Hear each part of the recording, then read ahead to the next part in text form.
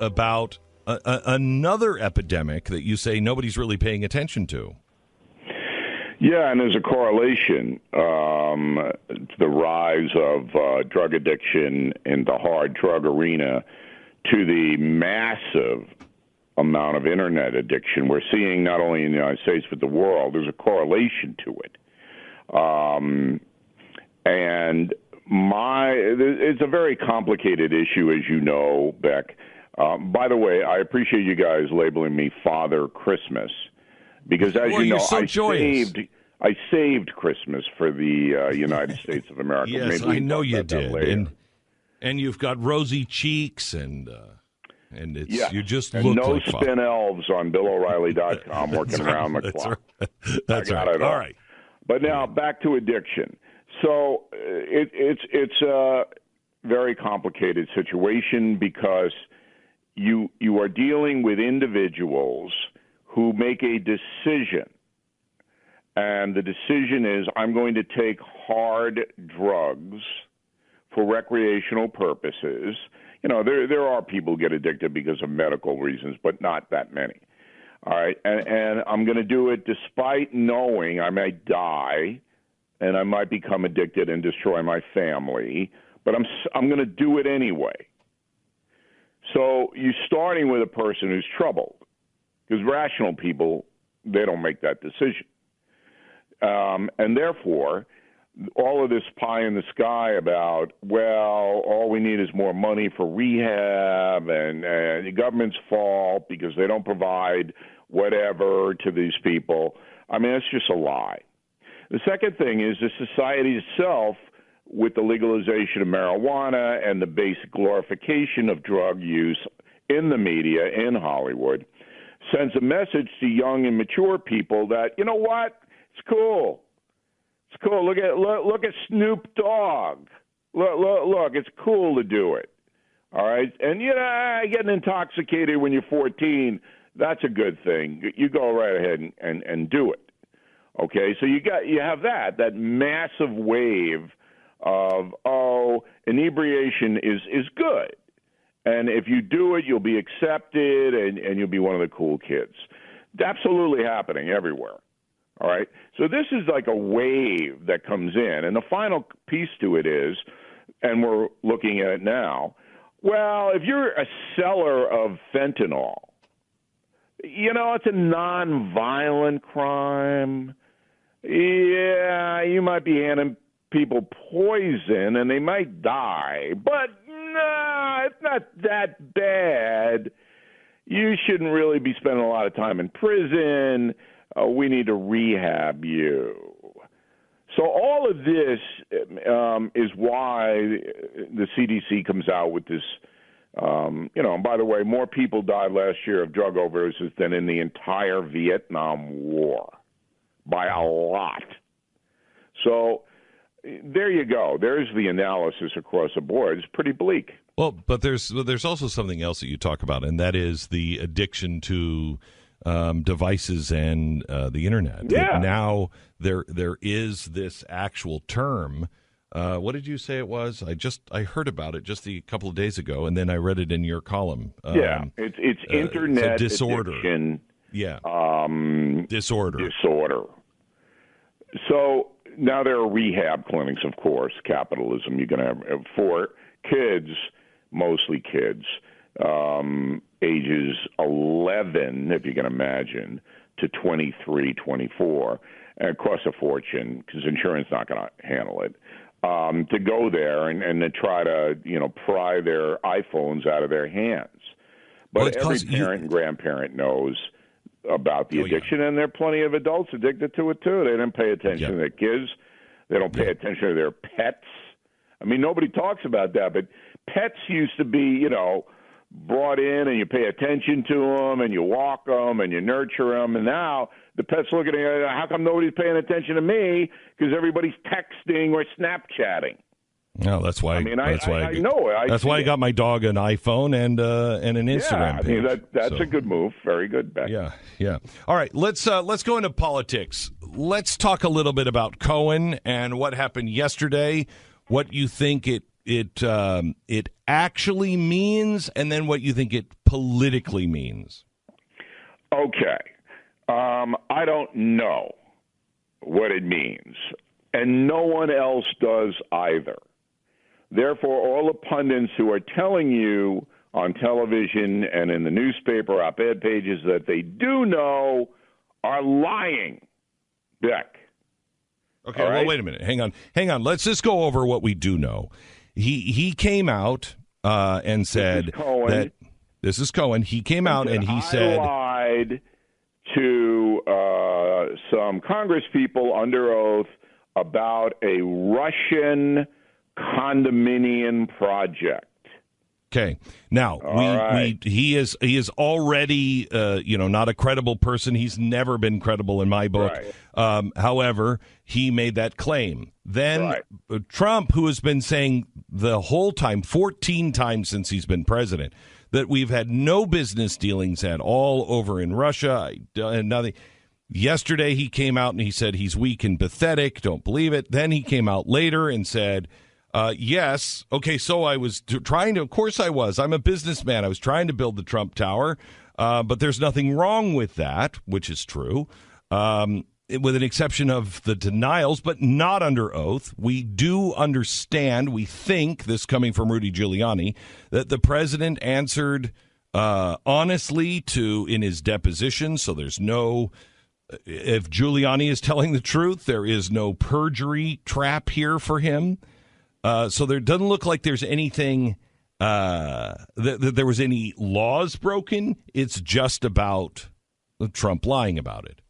But he didn't lie about it because he said quite clearly, I don't have any business with Russia.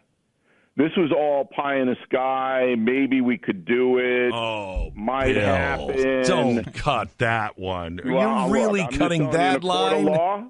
I'm telling you in a court of law. No. I'm not talking about court of law. I'm not talking about court of law because we don't. As far as I'm concerned, Trump and his lawyers can say, as they have said, we didn't have any business dealings with Russia. Correct. I'm not talking about the law because I don't think there's any laws broken here. I don't think there's any laws broken. He's going to say, Beck, and you can disagree with it and disparage him if you want to, but he's going to say, I didn't have any business dealings with him.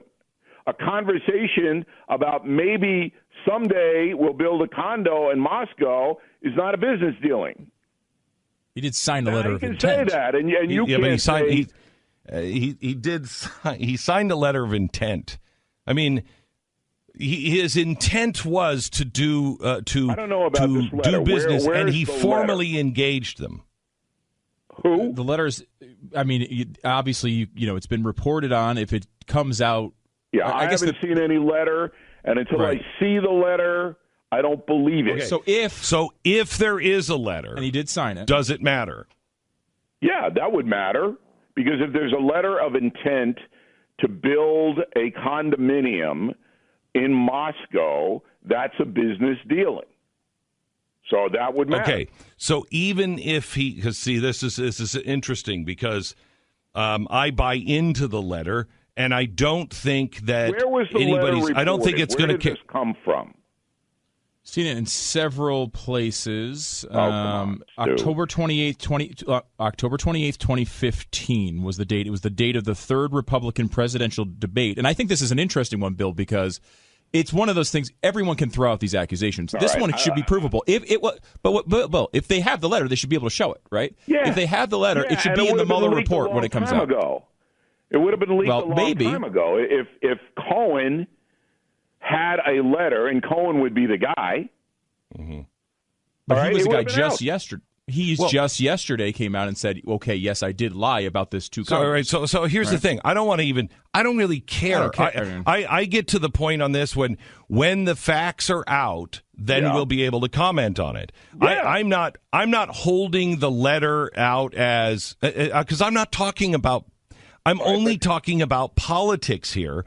Don't use the word lie and fall into the trap of all of the hate Trump media. Look, listen to Father Christmas. It's the season of joy. You sit on a throne of lies. The man lied. Don't use the word. Well, this would be proof then. You are saying it would be proof if this letter existed and he signed it. It would be proof. You have a letter of intent to build a condominium in Moscow. That is a business dealing. Okay, so what does that mean then? If that did exist to you, about what his contacts with Russia were. That's so what then it would what? Mean. I got it. So then, what would that actually mean? Because it's not illegal. No. So is anybody? Is this going to change anything? Well, unless I don't think he said that under oath in his deposition. Right. And no, if it didn't, it would just be another thing that the anti-Trump people could say the guy's not trustworthy. That's all. Right. Okay. So now let me ask you this question. Yeah. Because Stu and I were talking about this earlier. If you listen to what the president says, you have a good chance at one point or another during your day of getting pissed off. Okay.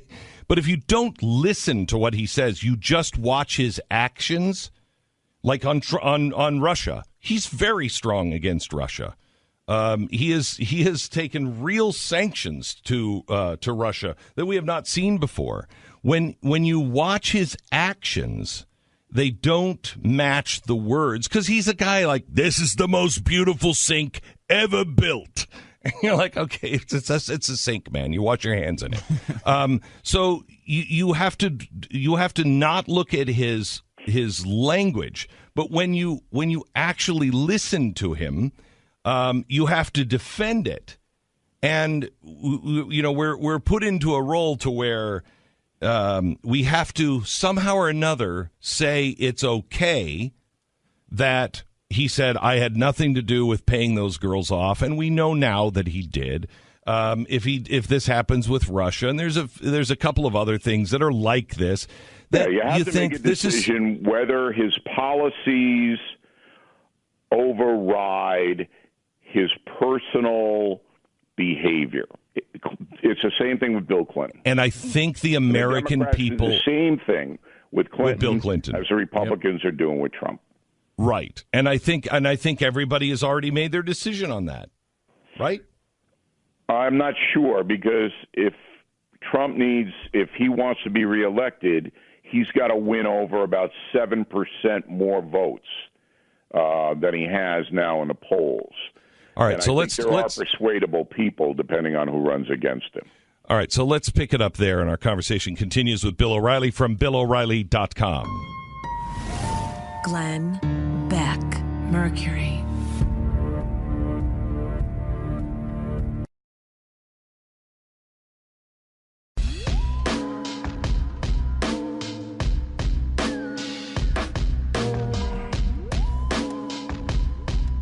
Glenn Beck.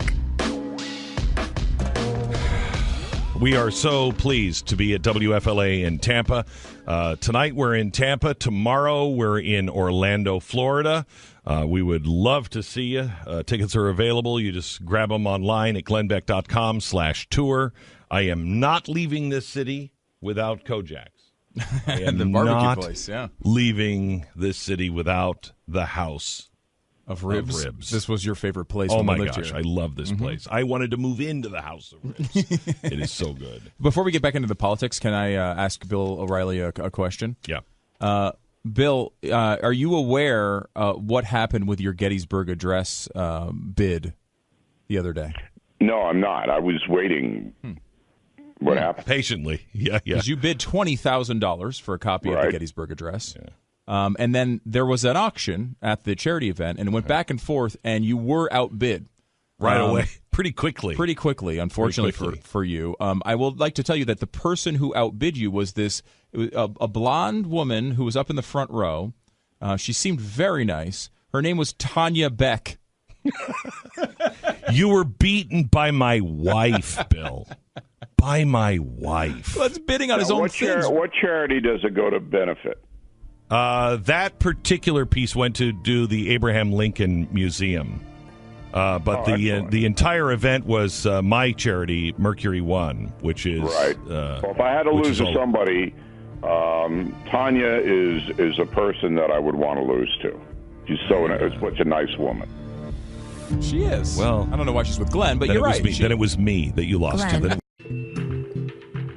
Florida, where we are performing tonight in concert. I believe Stu is. You're going to try the cello tonight, are you not? Yeah, I've never tried it before, but I think it looks pretty easy. I mean, your arm goes back and forth. It's basically the whole thing. And I am on the electric guitar and electric piano, which I've never played either one of them. And there's no electricity either. Yeah, it's unplugged. Yeah, it's unplugged. So anyway, that's tonight and tomorrow. Tonight in Tampa, tomorrow in Orlando. GlennBeck.com/tour. Bill O'Reilly is with us. Bill. Wow, I wish I was down there. I would really like to see Stu play the cello. That would be exciting.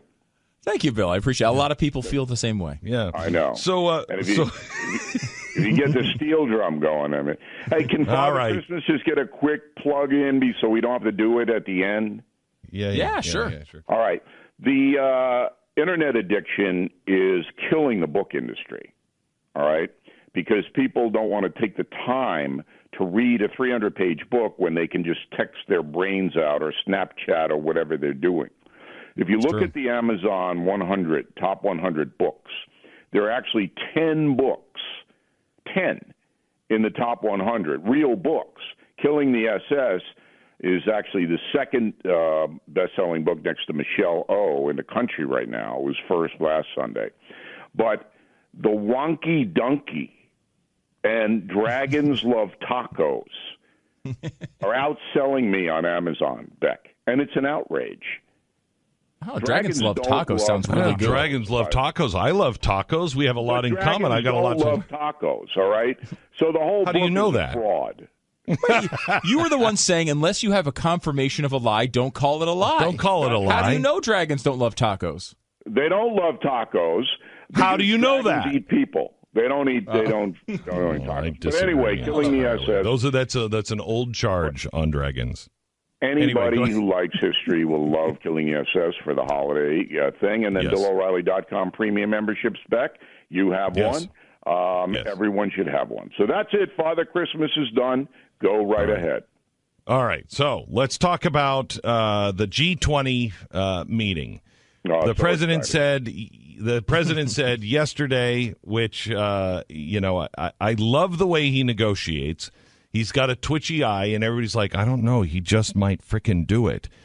He said, I don't really even know if I want to make a deal with China because we're getting so much money from them now in this tariff war. But he does. But he is threatening all kinds of stuff. What do you think is going to happen with the G20? Any progress on the trade with China? I think there'll be a breakthrough because China, and I have this on very good authority, is going to slap a tariff on Dragons Love Tacos. They're not going to be able to ship that book to China, and that's going to be the deal breaker, and Trump will give in, and then everything will be good.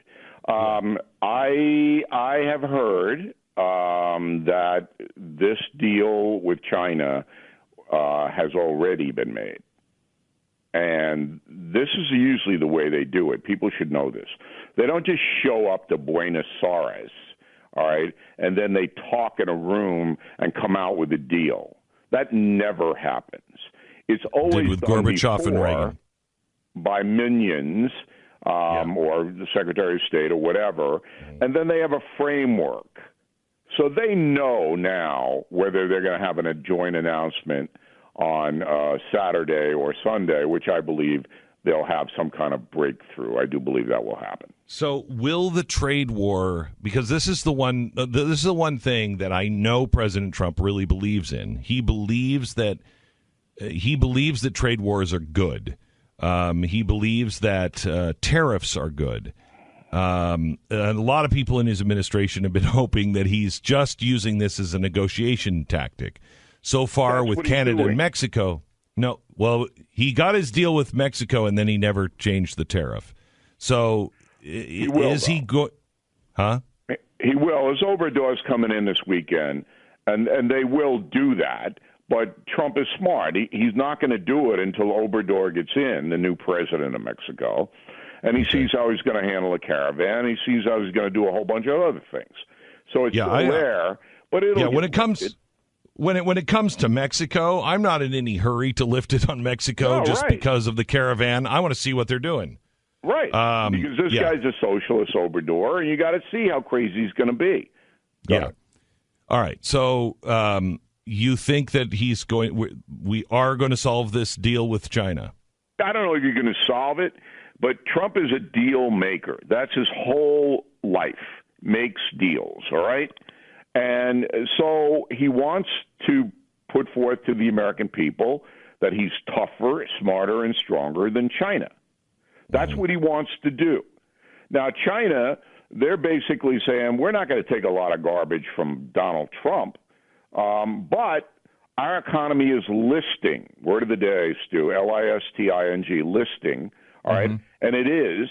So we're going to have to do something to get investment back into China.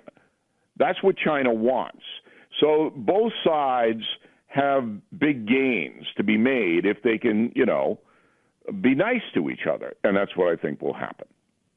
Let's talk about Putin.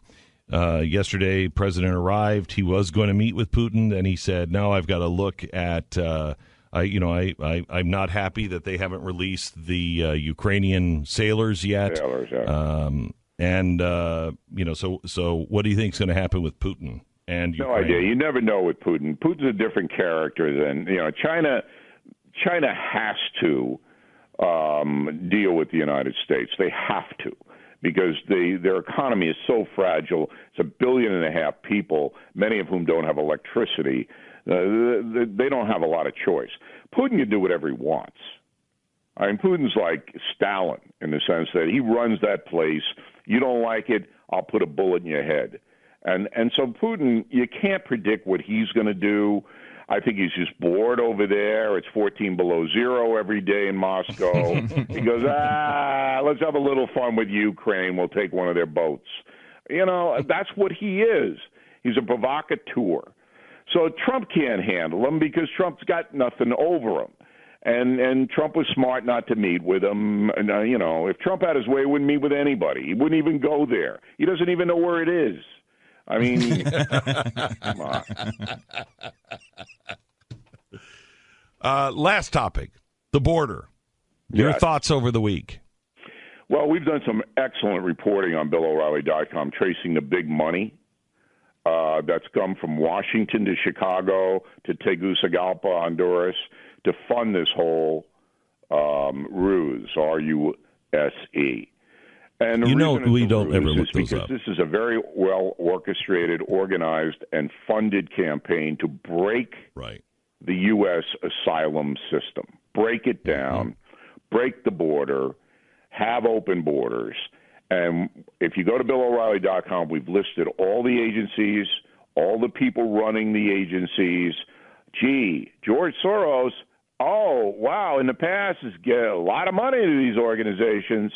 So that's what this is. You don't have 6,000 people in Mexico City get on buses and drive to Tijuana unless you have millions of dollars to charter those buses. So it's all ruse. But the real thing is, why on earth does the U.S. media ignore the real story here? I mean, what do you idiots in Black Rock and Manhattan want open borders? Is that what you want in Hollywood? Is that what you really want? Because that's what you're playing into. I mean, I'm now thinking that the people running the media agencies, Beck, with the exceptions of you and me, are just stone cold stupid people. We know they're corrupt, but now I'm thinking, you guys are just stupid. This is so horrible for the country. The perspective of open borders and chaos on our border with Mexico, the narcotics that you talked about at the beginning of the hour coming across that. Where do you think the fentanyl is coming from? Mexico. So, okay, Bill. So wait. It's annoying me, Stu. So I think, spell it out so we can look it up. Bill, I agree with you that they are they're just blind, and it may be blind stupid on several things. But when you, I think that the press has, done what Fonzie did, in 1976, and jumped the shark. I think that they've now entered into a room where they are literally asking us to deny what our eyes can see, and also deny to look at what was happening. The crusher was for the press that they showed these pictures of the tear gas with the kids and the mothers, right? And they went wild, did they not? Yes. And then all of a sudden the next day, President Obama used tear gas 500 times on the border during his 8 years. No, 1,600. 1,600. Okay. Yeah, it's 1,600. So did you hear a word of that? No. A word of it in the New York Times, Washington Post. And so you're right. Americans go, you know what? We're not believing anything you say now because you don't deserve to be believed. And that helps Mercury, Glenn Beck, Bill O'Reilly, BillO'Reilly.com, because people go, you know what? We're going to look for something that we could at least have a semblance of trust in, not you. I know. Bill O'Reilly. So brilliant, that analysis. I know, it was speechless. It was beautiful. Speechless. We just Brilliance couldn't. Always leads to speechlessness. It's really, it's quite amazing, your performance. Thank you. Every I want everybody to go see Beck and Stu tonight playing the cello. It's going to be just a blast. I want everybody. I've written a song in about Florida. you. Mm-hmm. Yeah, right. He's written a song about you. Yes. See that. Yeah. All right, Bill. Great Beck. to have you. BillO'Reilly.com, and Killing the SS is his latest best-selling book, which is really truly tremendous. If you're a history lover, or you really just want to delve in and know the truth about some of the things that even the United States did in World War II with Killing the SS, Bill O'Reilly's book is tremendous. Thanks so much, Bill. Talk to you soon. Okay, guys. See you soon. All right. Bye. I mean, this is a great point in that his supporters should not have to deal with trying to defend these things. Look, I know he this. Didn't even do anything wrong trying to build it. His business is building towers in other countries. This is what he does for a living. Do you remember how many times when I was at Fox and we were at the very height of all the controversy around me, how many times I came on the air and I said, I'm really sorry because I know it makes it hard to defend me. Oh, yeah. Okay? I used to say that all the time because I would say something stupid and it would be taken out of context or whatever, or it was just plain stupid, and I knew that it caused you trouble to defend me. And you'd be like, oh, thanks, Glenn. Thanks. Now you've added that to the pile. Okay? And I know that. And that's what I'm begging the president. Please, if you look at Trump's policies, he's a good president. Some of them are really good. I mean, I think the best example... The trade thing is kind of a big one that's starting to really scare the hell out of me. But the best example of this is Russia. If you look at what he says about Russia, you would think, oh, well, he's way too friendly with Vladimir Putin. A lot of people believe, you see that, and it's notable. I mean, I know because it is notable on what he says. Right, but if you look at what he does, his policies are pretty hawkish against Russia. Very hawkish. The administration has taken a lot of major steps against Russia through this period. This has not been a presidency that has kissed the butt of Vladimir Putin. Nope. Just because he said a few nice things in press conferences does not mean that the actions of the administration go down that road. And I think if you realize that Trump is a guy he's a big talker, right? He's saying that I have the best of everything in the world. And for years when he was back in the entertainment days, people would know, okay, he's saying that, but it's bluster. He's talking big. We get that. We're not really going to pay attention. We know he's not actually meaning it's the biggest or best in the world. And this is the thing here. It's like because he says something in public, or he says something to the press, or he's fighting with the press and says something defensive like I have absolutely no business with Russia, you can't take it seriously because you don't know what the truth is until. Right. That's why we've been saying with the Mueller thing, let's just wait for it to come out and we'll read it. And here's what liberals and the press don't understand. They look at us, and this is what's so frustrating, is because 70% of this nation sick to death of this crap. I think it's actually 80%. That they're exhausted by this. They don't want to play this game anymore. They don't want to fight. They just want everybody just to shut up and do their job, okay? And what the press doesn't understand is that there are many people in America that are so tired of the lies of the press, not just the Trump lies, but the lies that have gone on forever and the double standard forever. Bush hates black people. They didn't care. They didn't care. How can you possibly say that? What's his name? Dick Cheney blew up the levees. George Bush knew about the towers. When 60% of Democrats believed that in 2005, that George Bush had something to do with 9/11. Now, of course, they deny it and say, we're not into conspiracy theories. Well, the evidence is there, okay? And that came from a press not being a bulldog on that stuff. They were at best neutral. It's why I went on the air and said, we're going to get to the bottom of the FEMA camp thing. I'm going to find out if they're happening or they're not.